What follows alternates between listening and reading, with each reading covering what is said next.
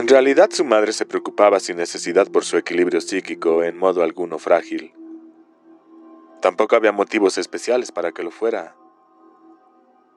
En casi todos los aspectos y pese a su constitución menuda y graciosa, Mark era un muchacho típico. Su familia era de clase media alta y aún seguía ascendiendo. El matrimonio de sus padres era sólido.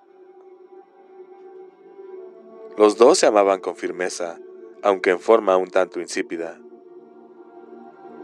En la vida de Mark jamás había habido ningún trauma importante.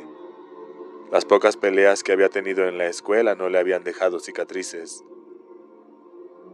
Se llevaba bien con sus compañeros y en general tenía las mismas aficiones que ellos. Si algo hacía de él un ser aparte, era su reserva, un calmo autodominio que nadie le había inculcado. Aparentemente Mark había nacido así. Cuando su perrito Chopper fue atropellado por un coche, Mark insistió en ir con su madre al veterinario. Cuando éste le dijo: «Tendremos que dormir a tu perro, hijo mío. ¿Comprendes por qué?», Mark contestó: «No le van a hacer dormir, lo van a matar con gas, ¿no es eso?». El veterinario asintió. Mark le dijo que estaba bien que lo hiciera, pero primero besó a Chopper. Le había dolido, pero no había llorado. Ni las lágrimas habían aflorado. Su madre sí había llorado, pero 3 días después, Chopper era para ella parte de un ovuloso pasado. Cosa que nunca sería para Mark. Ese era el valor de no llorar. Llorar era como desparramarlo todo por el suelo.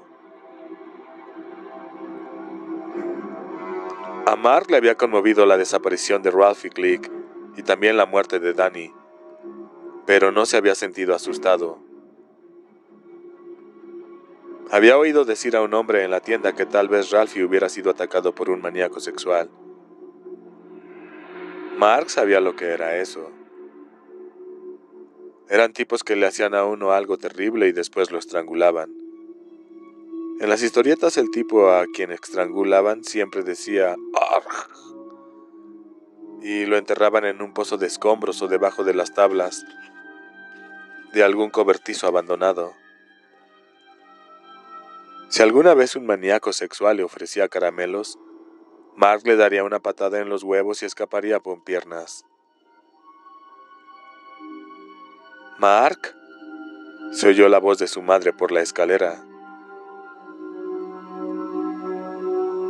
«Soy yo», respondió y volvió a sonreír. «Cuando te laves no te olvides de las orejas. Descuida». Bajó a la sala para darles el beso de buenas noches con sus movimientos leves y graciosos, no sin echar un último vistazo a la mesa donde se desplegaban sus monstruos. Drácula, con la boca abierta mostrando los colmillos, amenazaba a una muchacha tendida en el suelo, mientras el médico loco torturaba a una mujer en el potro, y Mr. Hyde se acercaba furtivamente a un anciano que regresaba a su casa. ¿Que si entendía la muerte? Desde luego. Era cuando los monstruos se adueñaban de uno.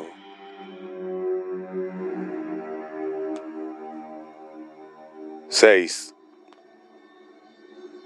Rock McDougall arrimó el coche a su remolque a las 8:30 y detuvo el motor del viejo Ford. El tubo de escape estaba casi desprendido. Las luces intermitentes no funcionaban y el seguro le vencía el mes próximo. Vaya coche, vaya vida.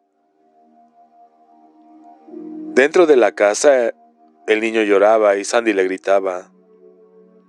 Estupendo el matrimonio. Bajó del coche y tropezó con una de las losas desde el último verano, que desde el último verano estaba pensando en usar para hacer un camino desde los escalones del remolque a la entrada. «¡A la mierda!», masculló. echando una mirada furibunda a las losas mientras se frotaba la espinilla. Estaba muy borracho.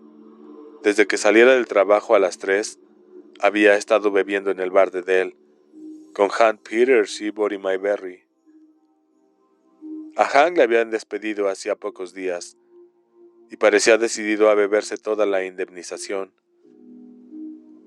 Roy sabía lo que Sandy pensaba de sus amigos. Bueno, pues que se fuera a la mierda.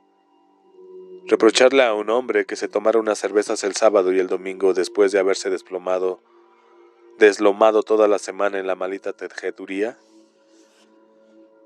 Y las horas extras del fin de semana, además. ¿Quién era ella para hacerse la santa? Si se pasaba todo el día sentada en la casa sin hacer nada. A no ser que fuera a charlar con el cartero y vigilar que el niño no se metiera gateando dentro del horno. Y de todas maneras, ni siquiera le había vigilado muy bien últimamente. El maldito mocoso se había caído de la mesa mientras lo mudaba.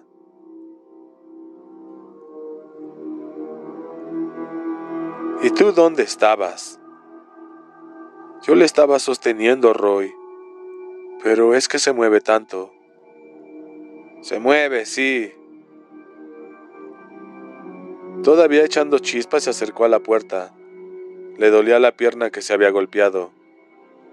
Y no era de ella de quien podía esperar compasión. Vaya, ¿qué hacía ella mientras él sudaba la gota gorda con ese maldito capataz? Leer revistas del corazón y comer bombones de fruta, o ver la televisión y comer bombones, o charlar por teléfono con sus amigas y comer bombones. Le estaban saliendo granos en el cuerpo y la cara. De un empujón abrió la puerta y entró. La escena le golpeó como un mazazo, atravesando la bruma de la cerveza.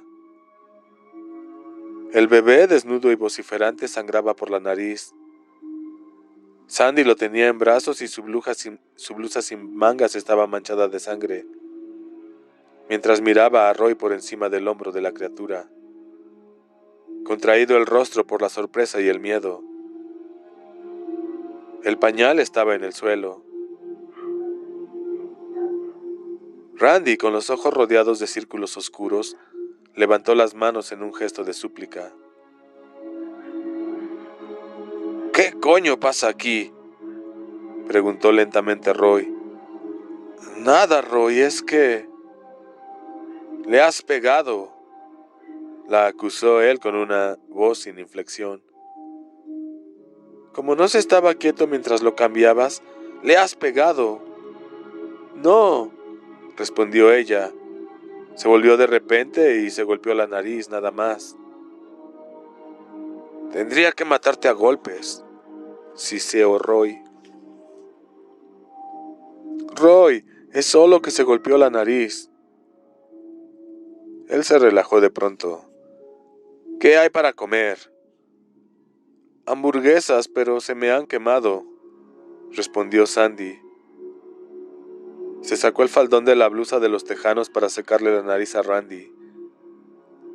Roy vio el Michelin que se le estaba formando. No había adelgazado después de tener el bebé. No le importaba. Hazlo callar.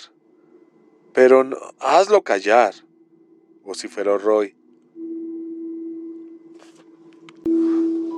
Y Randy, que para entonces ya comenzaba a callarse, volvió a estallar en llanto. Le daré un biberón, dijo Sandy y se levantó. Y prepárame la cena. Roy empezó a quitarse la chamarra. Dios, qué asco de casa. ¿Qué coño haces durante todo el día? ¿Te masturbas? Roy, protestó Sandy escandalizada. Después dejó escapar una risita. Su frenético estallido de furia con el bebé que no estaba quieto mientras ella le cambiaba los pañales empezaba a parecerle lejano. Como algo sucedido en alguna de las series de la tarde, en centro médico.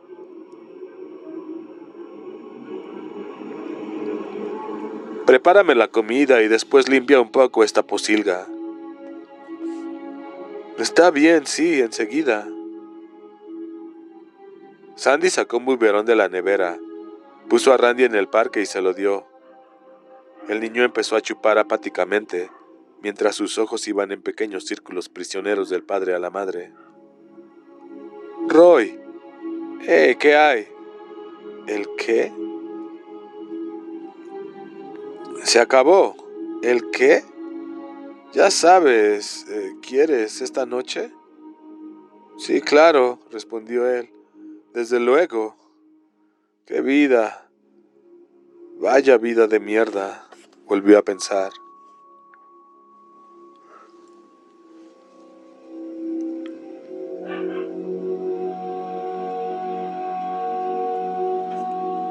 Siete. Nolly Gardner estaba escuchando rock por la WLOB y haciendo chascar los dedos cuando sonó el teléfono. Parkins dejó la revista de crucigramas. Bájale un poco a eso, ¿quieres?, pidió. Sí, Park. Nolly bajó el volumen de la radio y siguió chascando los dedos. Diga, atendió Parkins. ¿Agente Gillespie? Sí. Habla Tom Harraran, señor. Tengo la información que usted necesitaba.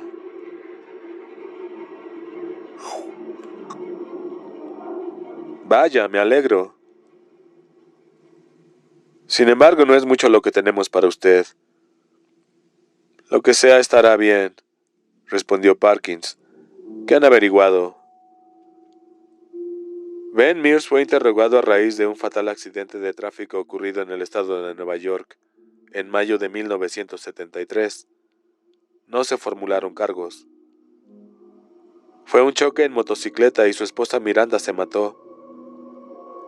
Los testigos declararon que él conducía despacio y las pruebas de alcoholemia dieron negativo. Parece que resbaló en un sitio húmedo. En política eso es de izquierdas.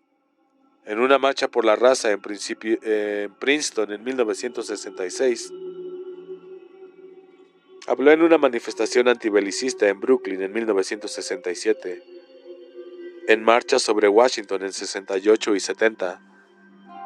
Arrestado durante una marcha de la paz en San Francisco en noviembre de 1971.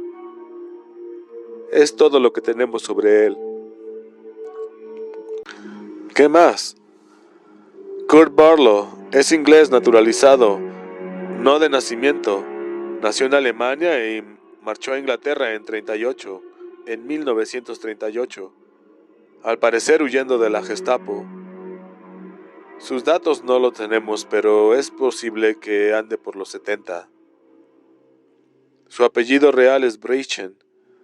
Desde 1945 está en Londres, en el negocio de importación-exportación, pero es un tipo escurridizo.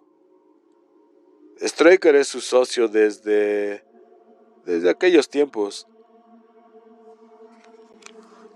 Y parece que es él el que se encarga de tratar con el público. Ah, ¿sí? Straker es inglés de nacimiento, 58 años. El padre era ebanista en Manchester. Parece que le dejó bastante dinero y que Straker le ha ido bien. Hace 18 meses los dos solicitaron visados para pasar una larga temporada en Estados Unidos. Es lo único que sabemos, aparte de que es posible que haya entre ellos una relación homosexual. Ajá, asintió Parkins y suspiró. Más o menos lo que me imaginaba. Si necesita algo más, podemos preguntar a la CID y a Scotland Yard. No, es suficiente. Otra cosa, no existe relación entre Mears y los otros dos, salvo que la mantengan en secreto. Perfecto, gracias. Cuando necesite algo, llame. Así lo haré, gracias. Volvió a poner el receptor en la horquilla y se quedó mirando pensativamente. ¿Quién era Park? ¿Quién era Park? Preguntó Nolly mientras volvía a subir la radio.